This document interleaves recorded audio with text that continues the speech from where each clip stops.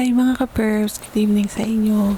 So, nandito na naman tayo sa panibagong product review. So, kung napapansin nyo lately, ang dami kong napaproduct review. Hindi lang naman dahil sa Christmas rush or what marami tayong nabibili. Minsan kasi may mga bagay na hindi naman natin binibili pero natatanggap natin. So, itong product na i-review ko ngayon, supposed to be naka-add to cart sa Shopee ko. So, bibilin ko sana siya ng Shopee 1212 pero kasi anong nangyari meron kaming exchange gift sa office. So, syempre, may exchange gift sa office. And then, yung wishlist ko sabi ko, ito na lang yung wishlist ko kasi gusto ko talaga siyang makuha. So, alam naman natin na sa panahon ngayon guys, masyadong nang mainit ang araw, masyadong nang mataas ang sikat ng araw. Pero, alam nating mainit o hindi tayo komportable. Pero, nagiging kasi siya, parang marami tayong nade-develop na mga solar powered na mga gadgets or devices, parang nagkakaroon na ng mga solar hybrid na mga panel na pwede natin gamitin sa appliances sa bahay, ganyan. So, ayun guys, ako rin naman, nag-purchase din ako ng mga solar light kasi mas nakakatipid siya, kahit sabihin natin na mababa lang naman yung watts ng ilaw, ganyan. Pero kasi, kung iisipin mo yung nag-overnight ka ng mga night lamp, ganun, kaysa mag-solar powered light ka na lang, mas maganda, di ba? Mas makatipid ka rin. So, ayun na guys. So, nag-Christmas party kami sa office. Meron kaming virtual Christmas party and then meron kaming Christmas gift, exchange gift, ganyan. So, naisip ko na ito na lang kaya i-wishlist ko, itong naka-add to cart sa akin. And kasi gusto ko talaga siya. Actually, fan talaga ako ng mga solar powered na devices. So, meron ako na-purchase na dalawang solar power siya. Yung isa, medyo nasira siya kasi hindi masyado matibay yung panel. Pero working pa rin. Kumbaga, hindi nga lang na ganun katagal yung ilaw, ganyan. So, hindi na siya ganun nagkatagal yung ilaw noon ngayon. Pero nagagamit pa rin. And meron naman ako isang solar lamp na ginagamit ko siya dun sa area ko saan nagsi-skincare ako kasi medyo madilim doon. So, pinurchase ko yun para gamitin ko siya every time na skincare ako. And sobrang bilis niya lang ma-charge. Kahit sabihin natin guys na maliit lang siya and minsan ko lang siyang ginagamit. Pero, never ko na-experience na nagamit ko siyang mahina yung ilaw niya or palobat na siya. Kahit sandali ko lang siyang ibabad sa araw. Sobrang tumatagal talaga yung ilaw. So, napaka-efficient niya and napaka-useful guys ng mga solar-powered na mga devices yun. So, share ko lang, no? Total mahilig naman ako mag-share sa inyo yan. Sa mga nagtsatsagang manood ng product review vlogs ko, salamat sa inyo. Salamat may mga subscriber ako. Sana huwag kayo magsawa na manood sa akin, manood sa mga product na nire-review ko. Ganun. Sana nakakatulong ako sa inyo. So, ito na. Mag-unpack tayo kasi yung binili ko nakarap pa. Diba? So,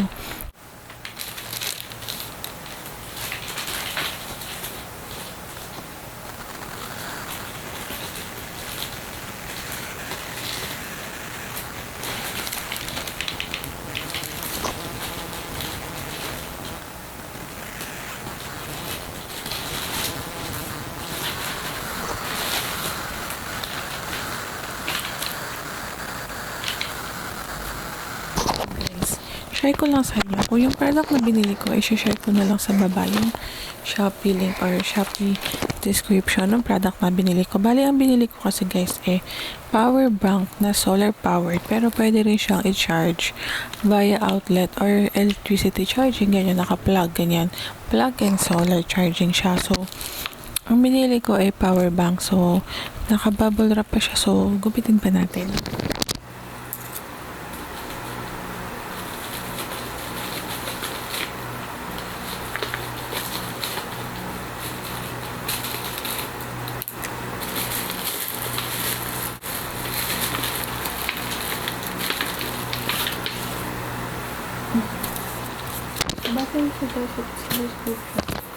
Basta dito sa description guys. So, kung nababasa nyo, babasahin ko na lang. 30,000 mAh white colored na solar power bank charger USB. Power bank with charge cable, micro type C lighting.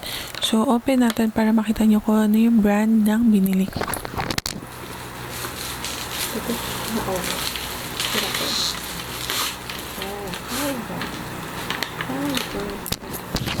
So, nakasulat dito power bank, flash charging, solar energy, dual USB power bank with 4 lines.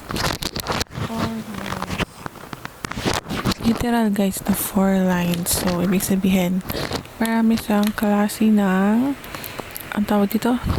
No? Charger. So, fast charger daw siya with polymer battery, high quality.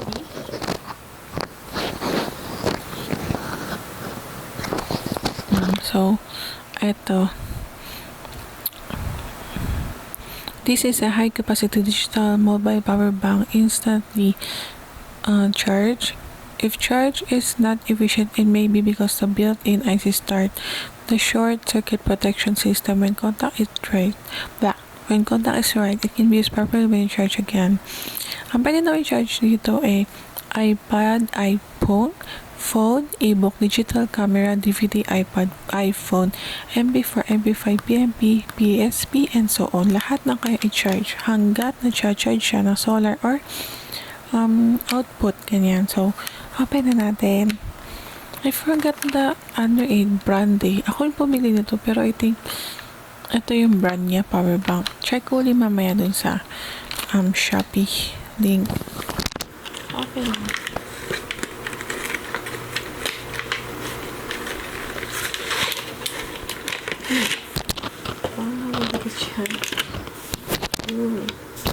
Bakit siya guys? At ang ganda niya, kulay puti.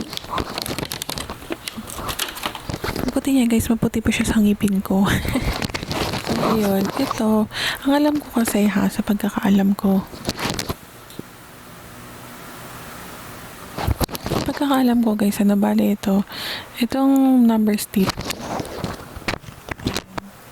Kita nyo, ito numbers dito yung 25, 50, 75, and 100. Ito yung level kung gaano siya na-charge dun sa araw. Parang meron siyang percentage kung gaano siya katagal na na-charge, ganyan. So, ito yan. And then, ito naman, ito yung mga output or yung mga socket. Ayan, 4 siya. Hindi ako sure. Tingin ko ito yung pang iPhone kasi wala kasi kong iPhone. So, ito, I think, ito yung sa iPhone.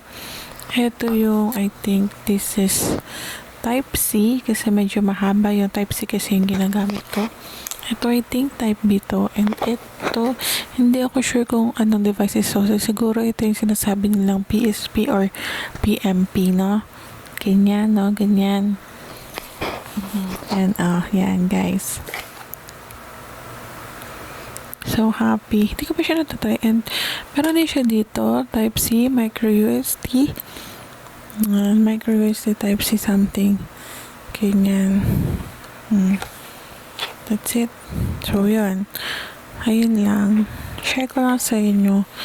Para sa akin guys, efficient yung mga ganitong bagay na hindi natin kailangan ng mga kuryente, no? So, malaking bagay kasi na parang meron tayong sariling ways para makatipid. So guys, hindi pa tapos to vlog ko. Watch out for more kasi gusto ko siyang i-vlog din kung effective pa talaga. Itatry natin siyang i-charge sa araw and i-try din natin siyang isaksak and see if nag-work siya.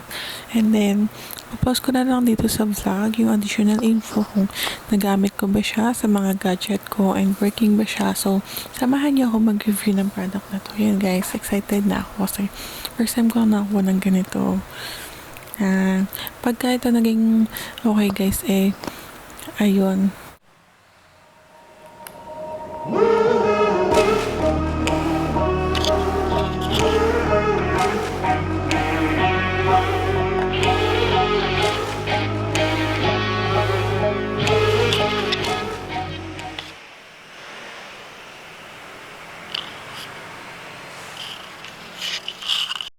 Hi, good day or good evening uli sa inyo mga ka-prep. So, follow-up update lang to sa review natin about dun sa solar charger na power bank. So, sabi ko sa inyo before, diba, babalik ako before kong ma-experience kung gusto ko bang i-recommend yung product na solar charger para sa inyo? Well, sa experience ko guys, this is my honest review.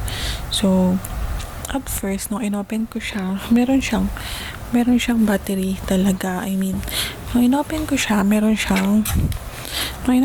solar charger, meron siyang battery. Before, kung naalala nyo na inopen ko siya, diba, ang battery niya ay nasa 75%. So, ibig sabihin, working siya. So, ginamit ko siya ng pang-charge. Actually, ginamit ko na itong pang-charge ng phone ko overnight. Iniwan ko yung phone ko na naka-charge after ko siyang gamitin for the day. Ganyan. And then, nag-down siya to 50%. So, bali nga pala, ang battery nito ay 30,000 mAh. So, ayun, para sa akin, efficient naman siya kasi na full charge naman yung phone ko. And ang fear ko kasi guys, meron kasi akong ugali na kapag nag-charge ako ng phone, yung outlet, iniiwan. Di ba meron tayong ganung ugali na for natin gamitin yung phone within the day, na-charge natin siya tapos overnight nandoon. Yun yung gusto kong iwasan kasi na solar charger na lang at least, di ba, kung maiwan mo man siya ng overnight. And yun, wala namang problema kasi pwede mo naman siya i-charge ulit either sa outlet or sa solar charging. So, ayun. Sa ngayon guys, hindi ko kasi masyadong maramdaman yung efficiency nung pag-charge sa solar kasi nga tag-ulan ngayon, meron nga bagyong ulit, diba? So, ayun. Kapag nag-charge siya ng solar, yung light dito, yung yellow dito something, ito pala, hindi pala siya yellow, basta to. Itong symbol na ito, ayan, sun siya mukha lang siyang bilog dito. Sun siya actually. Yung symbol na to is, nag-green out siya kapag nag-charge siya sa araw. Mapapansin mo yun pag tinapat mo siya sa araw, nag-green to. So, yun yung ibig sabihin na nag-charge siya talaga sa solar. Hindi lang ako sure guys kung kailangan bang mag-blink ng mga lights dito or pag sa solar once nag-color green na to is nag-charge na siya kasi hindi ko pa na-experience na umangat siya from 50 to 75 to 100 ganun. Pero na-charge ko na siya sa outlet. Pag charge ko siya sa outlet magbiblink tong mga numbers na to. So anyways, ayun sa efficiency ng item, nakaka-charge siya talaga. So hindi siya scam or hindi siya fake item, ganun. Hindi ko lang talaga maalala yung brand kasi alam ko may brand yung binili ko. Hindi ako sure kung bakit nawala yung brand ngayon. Parang yung sa box niya power bank na lang.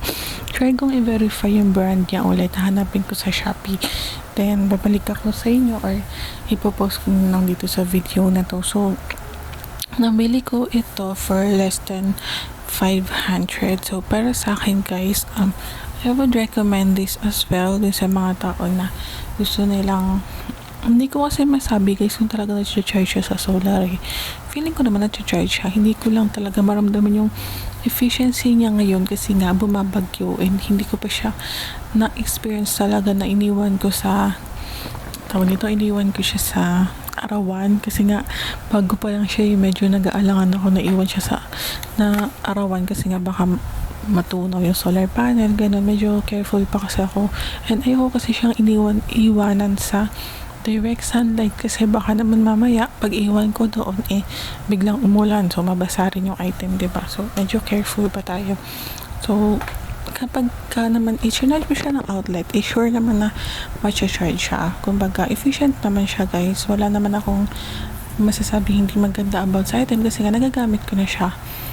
Nabili ko lang siya sa Shopee for 550 something, parang ganyan. Basta hindi siya lalagpas ng 600. So, dun sa mga tao na I would recommend this dun sa mga tao na nagta-travel, yung tipo bang nagbabiyahe, nagre-return to office, hindi sila naka-work from home or nagbabiyahe sila for travel purpose. I suggest guys na bilhin nyo to kasi efficient naman siya hindi naman siya madaling malobat dahil 30,000 mAh naman siya.